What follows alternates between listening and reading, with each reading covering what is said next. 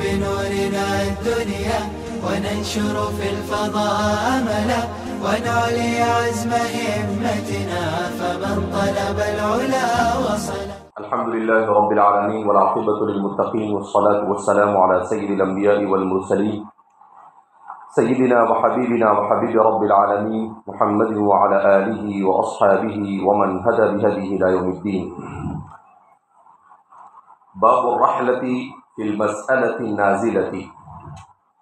وبه قال حدثنا محمد بن مقاتل أبو الحسن قال أخبرنا عبد الله قال أخبرنا عمر بن سعيد بن أبي حسين قال حدثني عبد الله بن أبي مليكة عن عقبة بن الحارث رضي الله عنه وعنهم أجمعين أنه تزوج ابنة لأبي إيهاب بن عزيز فأتته امرأة فقالت إني قد أرضعت عقبة والتي تزوج بها. فقال لها عقبة ما أعلم أنك أرضعتني ولا أخبتني. فركب إلى رسول الله صلى الله عليه وسلم بالمدينة فسأله فقال رسول الله صلى الله عليه وسلم كيف وقد قيل. ففارقها عقبة ونكحت زوجا غيره. امام بخاری نے اس سے قبل کتاب العلم کے تحت 25واں باب قائم کیا تھا. باب تحریض النبی صلی اللہ علیہ وسلم وفد عبد القیس على ان يحفظوا الایمان والعلم ويخبروا من وراءهم. اس باب کے تحت بہت ساری چیزیں آپ کے سامنے ذکر کی گئی. اس کے بعد 26واں باب قائم کر رہے ہیں باب الرحلۃ فی مسألۃ نازلۃ. چونکہ وفد عبد القیس اور جزیرۃ العرب کے اور بھی بہت سارے وفود نبی کریم صلی اللہ علیہ وسلم کی خدمت اقدس میں ایمان لا کر علم حاصل کرنے کے لیے حاضر ہوئے تھے. گویا کہ انہوں نے بھی رحلہ کیا. ان کا رحلہ یہ دعوتی اور علمی تھا، اور اسی مناسبت سے آپ نے باب الرحلۃ فی طلب العلم کو بیان کیا. الرحلۃ فی طلب العلم یہ عبادتوں میں ایک افضل ترین عبادت ہے. ہمارے بعض محدثین نے مستقلاً رحلات المحدثین کے نام سے کتابیں لکھی ہیں، جن کتابوں میں حضرات محدثین کے اسفار للحدیث کو ذکر کیا گیا کہ احادیث مبارکہ کو جمع کرنے کے لیے حضرات محدثین نے کس طرح سے سفر کیا. ہمارے زمانے میں سعودی کے ایک عالم ہیں، انہوں نے بڑا اچھا کام کیا ہے. اطلس رحلات المحدثین کے عنوان سے کتاب لکھی ہے، جس میں حضرات محدثین کے اسفار کا اٹلس بنایا ہے کہ حضرت امام بخاری یہ جہاں پر رہتے تھے وہ جغرافیائی اعتبار سے کہاں واقع ہیں، اور انہوں نے اپنے اس علاقے سے کہاں کہاں کا سفر کیا. امام مسلم یہ جہاں کے تھے، قشیر یہ کہاں واقع ہے، اس وقت وہ کس ملک میں ہے، اور کون سا گاؤں ہے، کون سا علاقہ ہے، اور پھر انہوں نے اپنے اسفار کیسے کیے. ان ساری چیزوں کو انہوں نے تفصیلات کے ساتھ ذکر کیا ہے. بڑا دلچسپ کام کیا ہے انہوں نے. اس میں امام بخاری کے جو رحلات کو ذکر کیا ہے، تو ایک اندازے کے مطابق امام بخاری نے 19,000 کلومیٹر کا پیدل سفر کیا للحدیث. کتنا؟ 19,000. کیا انسان رہے ہوں گے بیچارے، 19,000 کلومیٹر چلے. ایسے ہی حضرات محدثین کا یہی حال رہا. بعض حضرات امام محدثین سے بھی زیادہ رحلات کیے ہیں.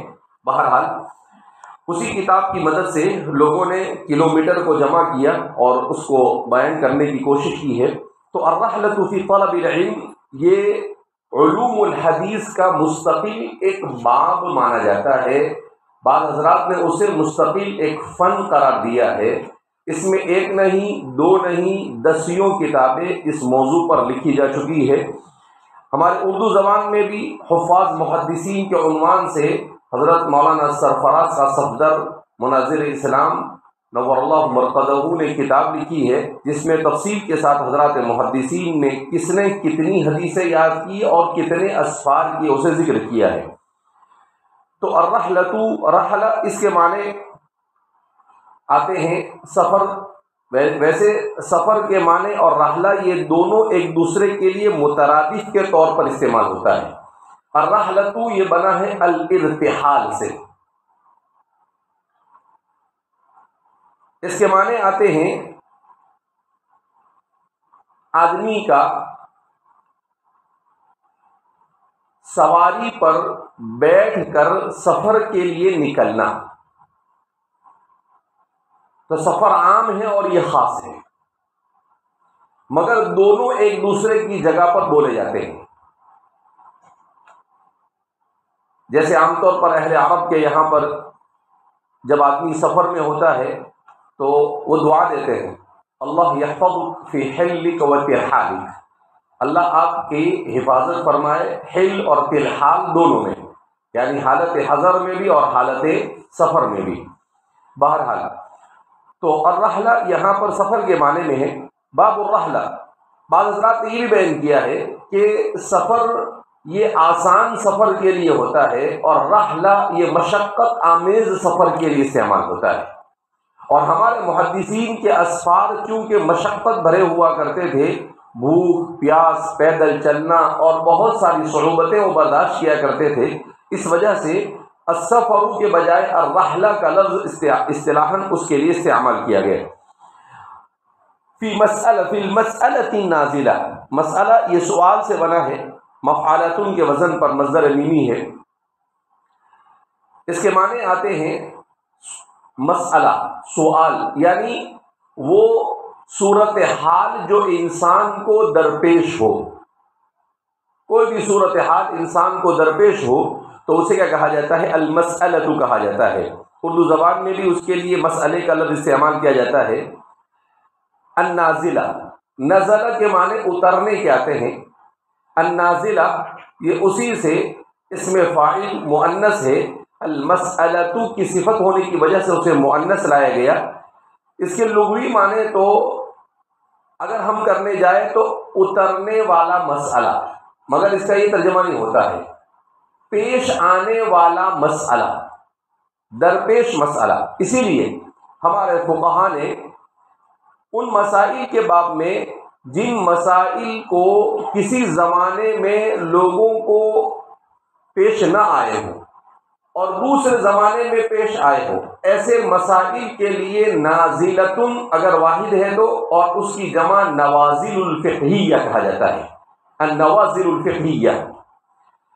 تو نوازل کا لفظ استعمال کرتے ہیں مسائل جدیدہ کے لیے، کہ پیش آنے والے جدید مسائل، اس کے لیے مختلف الفاظ استعمال کرتے ہیں۔ بعض حضرات اس کو نوازل کہتے ہیں، بعض حضرات اس کو قضایا معاصرہ کہتے ہیں، بعض حضرات اس کو حوادث کہتے ہیں، بعض حضرات اس کو واقعات کہتے ہیں، بعض حضرات اس کو فتاوی کہتے ہیں۔ بہرحال نازلہ کا لفظ خاص طور پر استعمال کیا جاتا ہے جدید مسائل کے، جدید مسئلے کے لیے۔ تو یہاں پر بھی کچھ صورتحال ایسی ہی تھی کہ جس صحابی کو یہ مسئلہ درپیش تھا وہ گویا ان کے لیے نیا مسئلہ تھا۔ تو باب الرحلۃ فی مسألۃ نازلہ، درپیش مسئلے کے لیے رحلہ اور سفر کرنے کے بیان میں، کہ کوئی مسئلہ پیش آئے تو ایسا نہیں کہ آدمی چپ چاپ بیٹھا رہے، کہا نہیں، من الفرائض والواجبات، مومن مسلمان پر فرض اور واجب ہے کہ اسے کوئی بھی زندگی میں مسئلہ درپیش ہو اس کا شرعی حکم معلوم کرے، چاہے اس کا شرعی حکم معلوم کرنے کے لیے اسے کتنا لمبا سفر ہی کیوں نہ کرنا پڑے۔ تو اس سے ہمارے محدثین، فقہا، متکلمین اور ان لوگوں نے ایک مسئلہ نکالا کہ اس سے معلوم ہوا کہ جہالت کا عذر یہ مقبول نہیں۔ کل قیامت کے دن اللہ کے سامنے یہ کہیں کہ کیا کروں اللہ، مجھے مسئلہ نہیں معلوم تھا، اللہ بولیں گے کہیں گھر میں بیٹھی نہیں، گھر سے نکلنے کو نہیں سمجھتا تھا تیرے کو، تو فرماتے ہیں کہ عذر، جہالت کا عذر معتبر نہیں. مسئلہ نہیں معلوم ہے، اگر آپ کے یہاں کوئی مولانا ہے مستند معتبر تو اس کو پوچھو، اگر آپ کے یہاں نہیں ہے تو دوسری جگہ پر جا کر پوچھو، وہاں نہیں ہے تو جہاں. ابھی یہ صحابی ایک چھوٹا سا مسئلہ درپیش آ رہا ہے اور اس مسئلے کو پوچھنے کے لیے مکہ سے سفر کر رہے ہیں مدینہ، 450 کلومیٹر. کتنے کلومیٹر کا ایک ہی مسئلہ، چھوٹا سا مسئلہ ہے، لیکن اس کے لیے یہاں سے وہاں تک وہ سفر کر رہے ہیں. تو فرماتے ہیں کہ حضرات صحابہ کرام رضوان اللہ تعالی عنہم اجمعین اور اللہ رب العزت نبی کریم صلی اللہ علیہ وسلم ایمان لانے کے بعد حضور کی صحبت بابرکت پتہ نہیں کیا اکسیر تھی اور عجیب چیز تھی کہ ان کی زندگیوں میں انقلاب برپا ہو جائے. حالانکہ یہ جو صحابی مسئلہ پوچھنے کے لیے جا رہے ہیں یہ فتح مکہ کے موقع پر اسلام لائے. اس کے بعد اللہ کے رسول صلی اللہ علیہ وسلم زیادہ وقت حیات بھی نہیں رہ سکے، مگر ان کو مسئلہ پیش آیا، اتنے مضبوط ہو گئے کہ وہاں مکہ میں کسی کو پوچھا ہوگا نہیں پوچھا ہوگا نہیں معلوم، لیکن سیدھا سفر کر کے کہاں پہنچ گئے؟ مدینہ منور اللہ کے رسول کی خدمت میں پہنچ گئے. بہرحال تو اسی کے باب میں بیان کر رہے ہیں کہ مسلمان کے لیے عذر اور جہالت کا عذر مسئلے دینیہ کے باب میں بالکل معتبر نہیں. ایک بات یہ.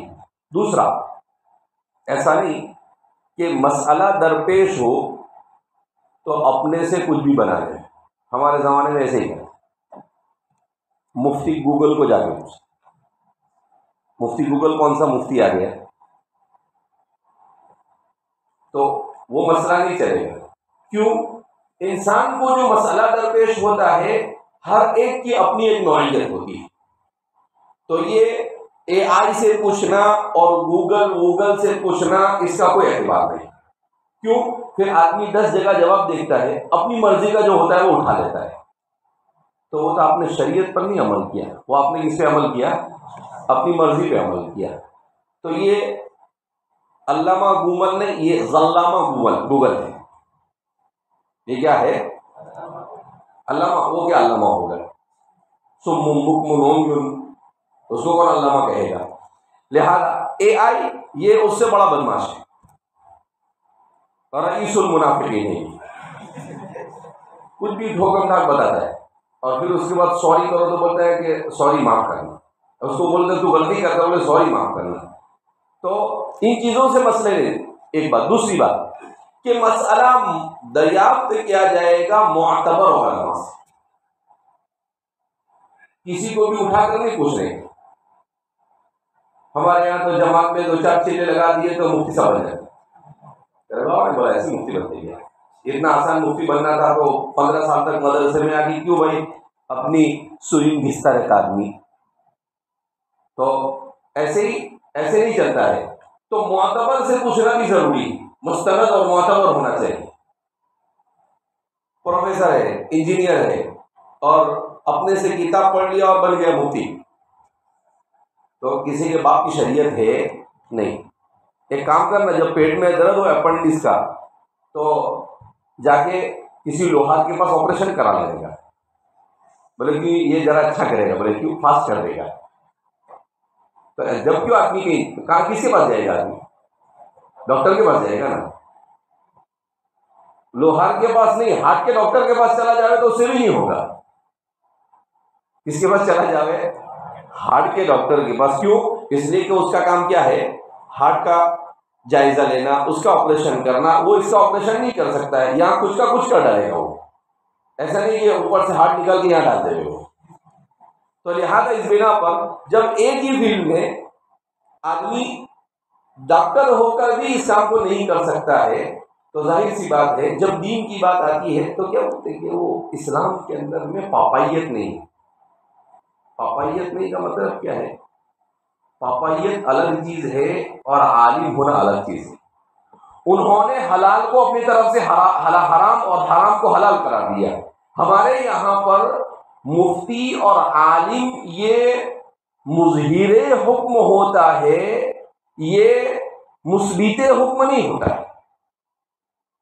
ایک ہے حکم کا اظہار کرنا، تو حکم تو کتاب و سنت میں موجود ہے وہ صرف اس کو ظاہر کر کر بتاتا ہے، اس لیے کہ اس کو عربی آتی نہیں، اس کو قرآن نہیں آتا ہے، اس کو حدیث نہیں آتا ہے، اس نے سب پڑھا ہوا ہے، تو یہ مظہر حکم ہے، یہ شارع نہیں ہے، وہ شارع بن کر بیٹھے تھے۔ تو اس وجہ سے ان کے بارے میں قرآن کریم کا اتخذوا احبارهم ورهبانهم اربابا من دون اللہ، تو وہ ارباب اس لیے کہ انہوں نے اللہ کی جو اتھارٹی تھی اس کو اپنے ہاتھ میں لے لیا، اپنی مرضی سے حلال اور حرام کرتے تھے، تورات اور انجیل کا کوئی ریفرنس اور کوئی حوالہ ان کے مسئلے کے ساتھ ہوا کرتا تھا نہیں۔ اس وجہ سے ہمارے یہاں پر ایسا نہیں ہوتا ہے، لہذا کسی چیز کو کہیں پر بھی فٹ نہیں کیا جاتا ہے۔ ابھی کچھ دنوں پہلے ایک صاحب نے مجھے بھیجا ایک چھوٹی سی کلپ 2-3 منٹ کی، اسرار احمد صاحب کی، ڈاکٹر اسرار احمد صاحب، تو وہ برس رہے تھے کہ علماء کو یہ نہیں سمجھتا ہے، علماء کو وہ نہیں سمجھتا ہے، علماء کو یہ کرنا چاہیے، علماء کو وہ کرنا چاہیے۔ تو میں نے کہا دیکھو،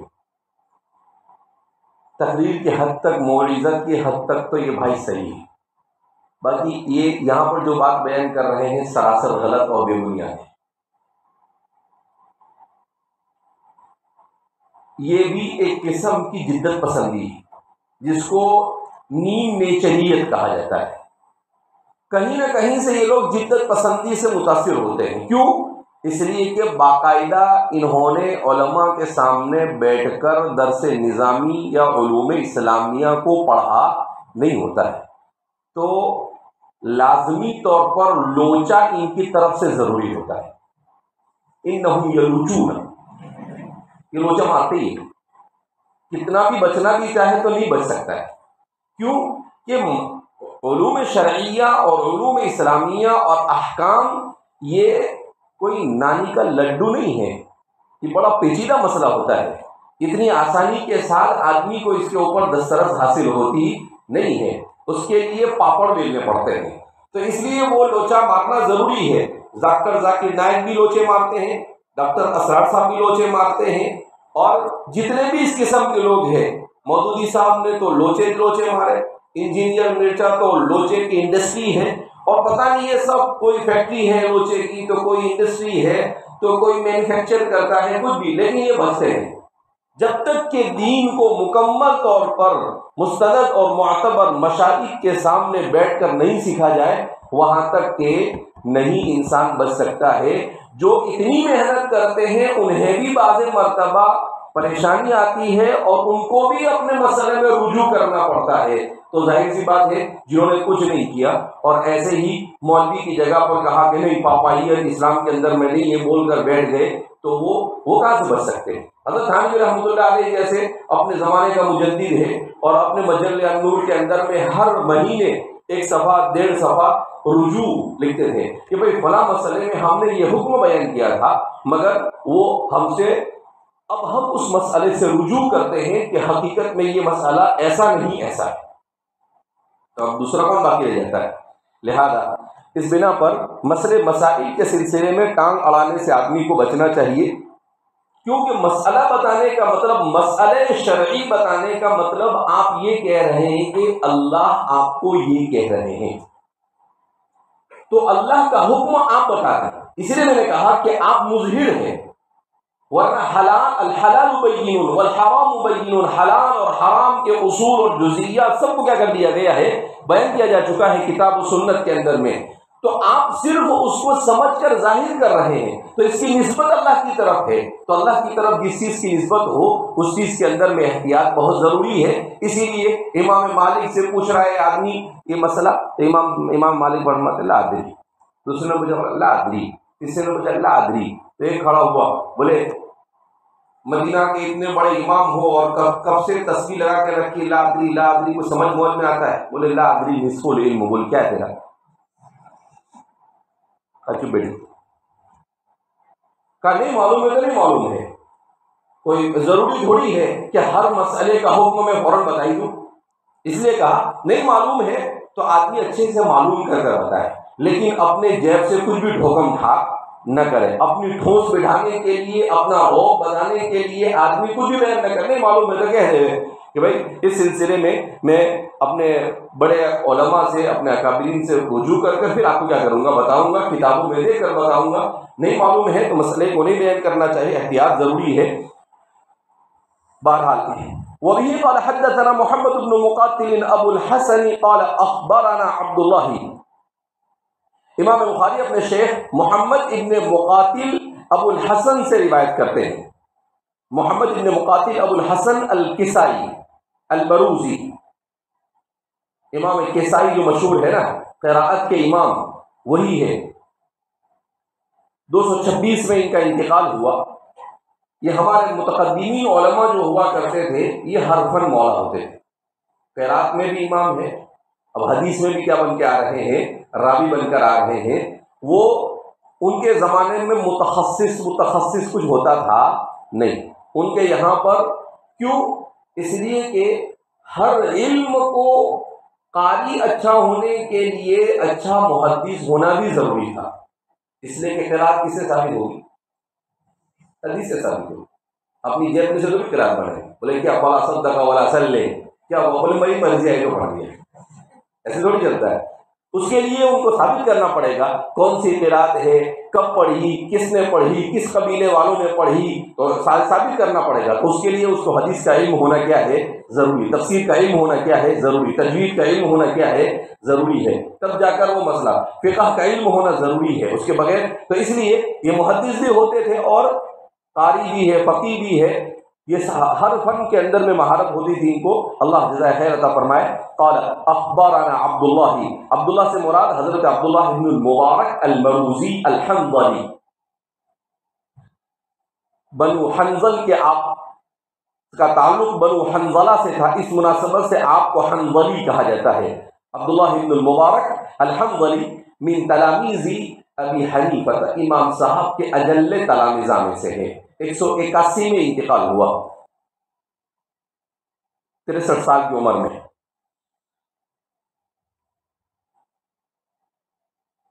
قال اخبرنا عمر بن سعید بن ابی حسین النوفلی المکی.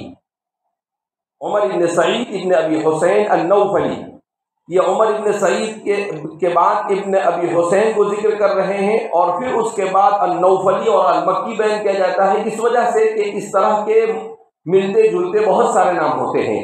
تو النوفلی المکی کہہ دیا تو دوسرے لوگوں سے امتیاز ہو جاتا ہے. قال حدثني عبداللہ بن ابی ملیکہ، وہ فرماتے ہیں کہ بیان کیا ہمیں عبداللہ بن ابی ملیکہ نے. یہ عبداللہ سے مشہور ہوئے، جبکہ ان کے بارے میں آتا ہے کہ ان کا اصل نام ہے عبید اللہ ابن ابی ملیکہ زہیر التیمی القرشی الاحول. عبداللہ اشتہر بعبد اللہ بن ابی ملیکہ لیکن اسمہ عبید اللہ بن ابی ملیکہ زہیر التیمی القرشی الاحول. عقبۃ بن الحارث، ان کے سلسلے میں اصل میں اختلاف ہے ابن ابی ملیکہ کے بارے میں کہ یہ صحابی ہے یا تابعی ہے. بعض حضرات ان کے صحابیت کے قائل ہیں، مگر اکثر و بیشتر محدثین کی رائے یہ ہے کہ یہ صحابی نہیں، صحبت ان کو حاصل نہیں ہے، تابعی ہے. عقبۃ بن الحارث، وہ روایت کرتے ہیں عقبہ ابن الحارث سے. عقبہ ابن الحارث ابن عامر القرشی ابو سروع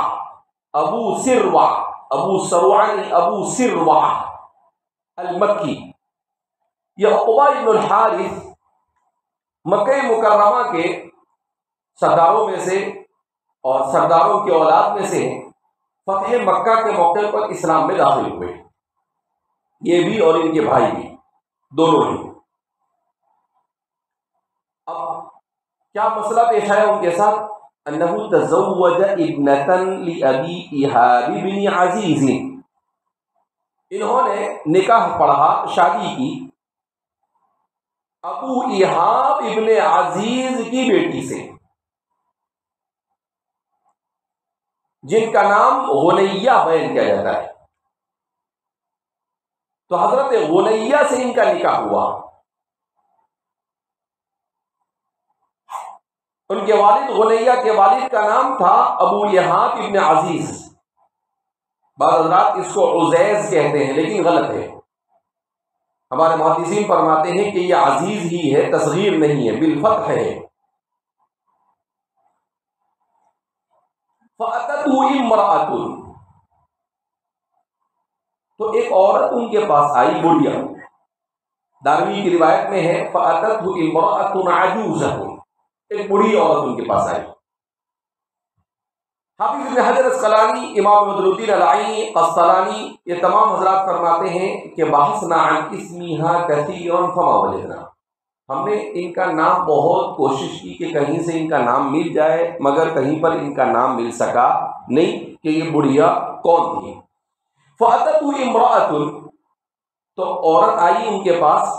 اتتہو کی ہو ضمیر عقبہ بن الحارث کی طرف لوٹتی ہے، عقبہ بن حارث کے پاس آئی. فقالت، اور ان سے کہنے لگی انی قد ارضعت عقبہ والتي تزوج بها، کہ میں نے عقبہ کو بھی میں نے دودھ پلایا بچپن میں، رضاعت کے زمانے میں، اور اس عورت کو بھی یعنی غلیہ کو جس سے انہوں نے نکاح کیا میں نے دونوں کو دودھ پلایا. گویا یہ دونوں رضائی بھائی بہن. فقال له عقبہ، تو حضرت عقبہ بن الحارث رضی اللہ تعالی عنہ نے کہا ما علم انکی ارضعتنی ولا اخبرتنی، مجھے کچھ اتا پتا نہیں کب تو نے مجھے دودھ پلایا، اب تک بتایا نہیں، اور ابھی نکاح ہو گیا تب آگے کھڑی ہو گئی بولتی ہے کہ تم کو دونوں کو میں نے دودھ پلایا. یہ کوئی بات ہوئی؟ تو ایک طرح سے انہوں نے ناراضگی کا اظہار کیا کہ میں پتا تھا تو پہلے سے آ کر بول دیتی. اب یہ کیا مسئلہ ہوا، آ کر کھڑی ہو گئی، ہمارا نکاح ہو گیا اور بولتی ہے کہ میں نے تم کو دودھ پلایا. پیچیدہ مسئلہ ہو گیا ان کے لیے. اب وہ پریشان ہو گئے. ایسا کہنے کو تو کہہ دیا انہوں نے، لیکن ان کو دل میں خلجان ہوا، یار یہ بول تو رہی ہے، اس کا مسئلہ کیا ہوگا. تو صارت نازلہ، یہ مسئلہ ان کے لیے کیا ہو گیا، نازلہ ہو گیا، پیش آمدہ جدید مسئلہ ہو گیا ان کے لیے، لیٹسٹ مسائل میں سے ان کے.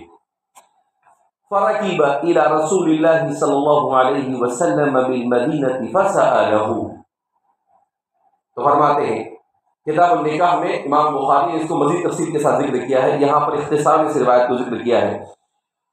تو رسول اللہ آپ سوار ہوئے اور رسول اللہ صلی اللہ علیہ وسلم کی خدمت میں مدینہ کی طرف پہنچے. فسألہ، اور رسول اللہ صلی اللہ علیہ وسلم سے دریافت کیا کہ میرا نکاح ہوا.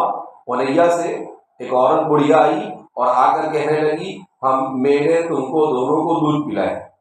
تو میں پریشان ہو گیا، میں آپ کی خدمت میں آیا اور آپ سے دریافت کرنا چاہتا ہوں اللہ کے رسول صلی اللہ علیہ وسلم اب میں کیا کروں، میرے لیے تو مخمصہ بن گیا. فقال رسول اللہ صلی اللہ علیہ وسلم کیف وقتی، اب کیا کر سکتے ہیں، کہا گیا سو کہا گیا. کیا مطلب کہ اب وہ عورت بول کر ہی چلی گئی ہے تو ایک وسوسہ اور ایک شبہ اور ایک ظاہر سی بات ہے دل میں کھٹک تو نہ کر ہی چلی گئی ہو. ففارقها عقبہ، تو حضرت عقبہ نے ان سے مفارقت اختیار کر. وہ نہیں ایسے کہا کہ وہ اللہ کے رسول صلی اللہ علیہ وسلم نے چھوٹا سا جملہ کہا کتنے ذہین تھے، ایسا نہیں پوچھا تو کیا کرے گا وہ، اگر کیلا تو آگے میرے اور آپ کے ایسا ہوتا تو اور کچھ ایسا ہوتا نہیں. وقت کی حضور کے منشی کو فوراً بھاپ دیا، سمجھ لیا. اسی لیے سیدنا حضرت عبداللہ بن مسعود رضی اللہ تعالیٰ عنہ فرماتے ہیں انہم اختاروا لصحبت رسول اللہ صلی اللہ علیہ وسلم، کا صحابہ کوئی معمولی لوگ نہیں تھے، اللہ نے ان کو اپنے رسول کی صحبت کے لیے سارے انسانوں میں سے منتخب کیا. اشارے کنائے سے بات سمجھ جائے. وہ حضور کے منشے کو فوراً بھانپ گئے، آگے کچھ پوچھا نہیں، سیدھا آئے اور ان سے کہہ دیا غلیہ ایک کام کرو تم اپنے گھر چلو. حافظ بن حجر اسقلانی فرماتے ہیں کہ بڑے ذہین آدمی تھے، انہوں نے ان کے لیے شوہر بھی ڈھونڈ دیا اور کسی دوسرے آدمی سے ان کا نکاح بھی کر دیا تاکہ ان کے لیے کوئی دشواری اور پریشانی نہ۔ الدین النصیحہ، دین نام ہے نصیحت کا۔ ہمارے یہاں پر زبردستی عورتوں کو بیچاریوں کو لٹکا کر رکھ دیتے ہیں، ایک تو مارے گا، یہ کرے گا، وہ کرے گا، اور پھر کچھ ہوا تو جا کے گھر پہ بٹھا دے گا، نہ طلاق دے گا نہ گھر پر لائے گا۔ یہ سراسر ظلم ہے، ہماری شریعت اس کی اجازت نہیں دیتی۔ دیکھو حضرات صحابہ کیسا، یعنی ان کا حافظ صاحب اس کا نام بھی ڈھونڈ کے لائے، کہا جس آدمی سے اس کا نکاح کروایا اس کا نام طہیب تھا، طہیب سے ان کا نکاح کیا کر دیا گیا، کروا دیا گیا، تاکہ زندگی بھر ان کو کسی قسم کی کوئی پریشانی اور دشواری کا سامنا نہ کرنا پڑے۔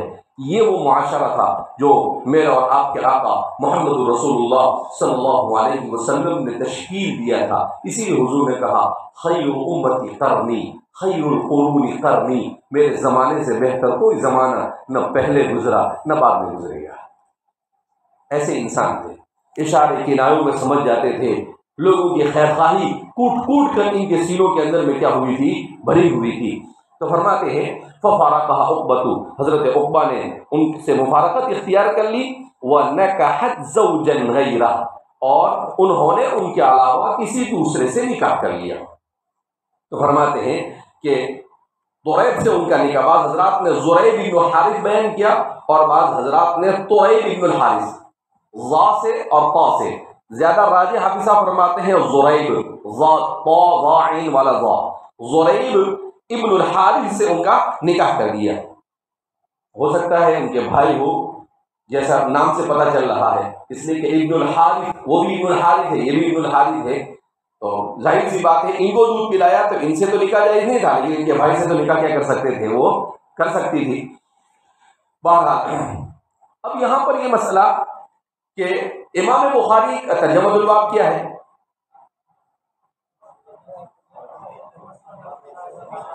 مسئلہ نازلہ کیا ہے کہ اس عورت کا آنا انی قد ارضعت عقبۃ والتي تزوج بها، یہ نازلہ ہے، اور پھر اس کے بعد فرکب الی رسول اللہ بالمدینہ، یہ الرحلہ ہے، یہ کیا ہے، الرحلہ ہے۔ تو اب ہمارے محدثین، ہمارے فقہا کے یہاں پر یہ مسئلہ کیا ہے کہ رضاعت کیسے ثابت ہوتی ہے؟ تو رضاعت کے سلسلے میں امام احمد بن حنبل، اسحاق بن راہویہ، امام اوزاعی، ان کا رجحان اس حدیث کی بنا پر یہ ہے کہ دودھ پلانے والی عورت اگر یہ کہہ دے کہ میں نے تم کو دونوں کو دودھ پلایا ہے تو رضاعت ثابت ہو جائے، صرف اس ایک عورت کے دعوے سے۔ حضرت عبداللہ بن مبارک فرماتے ہیں کہ وہ عورت اگر نکاح سے پہلے کہے تو اس کی بات کا اعتبار، نکاح کے بعد کہے تو اس ایک اکیلی عورت کا بغیر نصاب شہادت اور گواہی کے نصاب کے اعتبار نہیں کیا جائے گا۔ ایسا تو کوئی بھی کسی کا بھی آگے بول دے گا، جس کو بھی دو آدمیوں کے درمیان جدائی کرنی ہو، آگے کھڑے ہو کے کوئی بھی عورت دعویٰ کر لے میں نے تم کو دونوں کو دودھ پلایا، تو مسئلہ ہی مسئلہ ہو جائے گا۔ عبداللہ بن مبارک فرماتے ہیں اس نے کہا اگر ہے تو نکاح سے پہلے پتہ معلوم ہو جانا چاہیے، نکاح کے بعد یہ ڈھٹین کھڑا کرنے کا نہیں۔ امام مالک فرماتے ہیں کہ ایک عورت کے نکاح، ایک عورت کا دعویٰ کرنے سے کام نہیں چلے گا، اس کے ساتھ کم سے کم ایک گواہ عورت کا ہونا ضروری ہے۔ تو دو عورتوں کی گواہی کے بعد رضاعت کا مسئلہ ثابت ہوگا۔ ہمارے امام صاحب فرماتے ہیں کہ بھئی یہ رضاعت کون سا مستثنا مسئلہ ہے، اس کو مستثنا نہیں کیا جا سکتا ہے، نصاب شہادت کا ہونا ضروری ہے۔ رجل و امرأتان، یا تو دو آدمی ہو یا ایک آدمی اور دو عورت ہو، تین ہو، یا تو دو مرد گواہی دے کہ ہاں اس عورت نے ان کو دونوں کو دودھ پلایا ہے، ہمیں اس کا علم ہے، تو دو گواہ دے مرد، یا ایک مرد اور دو عورت، یہ نصاب ہے، کہا وہ گواہی دے تو اعتبار ہوگا، ورنہ رضاعت ثابت ہوگی نہیں۔ کیوں؟ عبارت النص سے مسئلہ ثابت ہے، رجل وامرأتان، اب جب عبارت النص سے ثابت ہے تو اس میں آپ خبر واحد کے ذریعے سے کوئی ترمیم کر سکتے نہیں ہے۔ لہذا اس بنا پر امام صاحب کا کہنا ہے کہ بھائی نصاب شہادت کا ہونا کیا ہے؟ ضروری ہے۔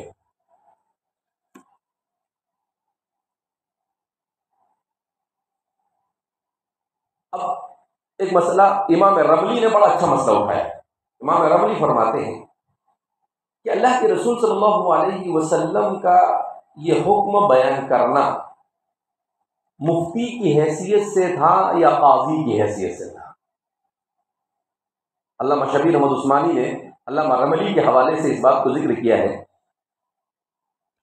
تو فرماتے ہیں کہ یہ آپ صلی اللہ علیہ وسلم نے بحیثیت مفتی بتایا، بحیثیت قاضی نہیں بتایا۔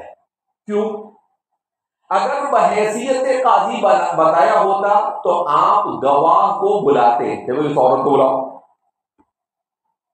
تمہاری بیوی کو بلاؤ، اور پھر اس کے بعد گواہی لی جاتی، مگر آپ نے کچھ بھی کیا نہیں۔ آپ صلی اللہ علیہ وسلم نے کئی وقت کی تھا، بلکہ دارمی کی روایت میں تو یہاں تک امام دارمی نے جس روایت کو نقل کیا ہے اس میں تو یہاں تک کہ لکھا ہوا ہے کہ جب حضرت عقبہ بن الحارث نے آ کر اللہ کے رسول صلی اللہ علیہ وسلم کو بیان کرنا شروع کیا تو آپ نے سنی انسنی کر دی، یعنی اعرض عنہ، حضور یوں گھوم گئے۔ جب آپ ایسے گھوم گئے تو واپس ادھر آئے اور پھر بولنے لگے، تو آپ صلی اللہ علیہ وسلم پھر ادھر اعراض کیا۔ حضور نے کہا کہ اگر یہ نہیں پوچھتا ہے واپس چلا جاتا ہے تو کام چل جائے گا، مگر وہ بیچارے وہاں سے یہاں تک آئے تھے، ان کو دل میں دلدلہ تھا، دع ما یریبک الی ما لا یریبک کا مسئلہ تھا ان کے لیے۔ پھر وہ ادھر آئے اور کہا اللہ کے رسول صلی اللہ علیہ وسلم، تو حضور نے صرف اتنا کہا، صرف وقت کیا، تو کہا یہ فتویٰ، فتوے میں دیانتاً ایک عورت کی گواہی کا اعتبار ہوتا ہے، مگر قاضی کے لیے تو بہرحال مکمل شہادت کا ہونا ضروری ہے۔ اگر قاضی کی حیثیت سے ہو تو پھر دوسرے گواہوں کو حاضر کرنا بھی کیا ہوگا؟ ضروری ہوگا۔ تو آپ صلی اللہ علیہ وسلم جن احکام کو صادر کیا کرتے تھے وہ کبھی قاضی ہونے کی حیثیت سے، کبھی مفتی ہونے کی حیثیت سے، اور کبھی مشیر ہونے کی حیثیت سے۔ اسی لیے امام رملی نے کہا کہ دیانتاً ایک عورت کے کہنے پر مفتی فتویٰ دے تو چل جائے گا، لیکن قضا کے اندر میں اگر اس مسئلے کو پیش کیا جائے گا، اسلامی عدالت میں پیش کیا جائے گا، تو وہاں پر ایک عورت کی گواہی سے کام چلے گا نہیں، بلکہ نصاب شہادت کا کامل طور پر ہونا کیا ہے؟ ضروری ہے، تو ہی اعتبار ہوگا، ورنہ اعتبار ہوگا نہیں۔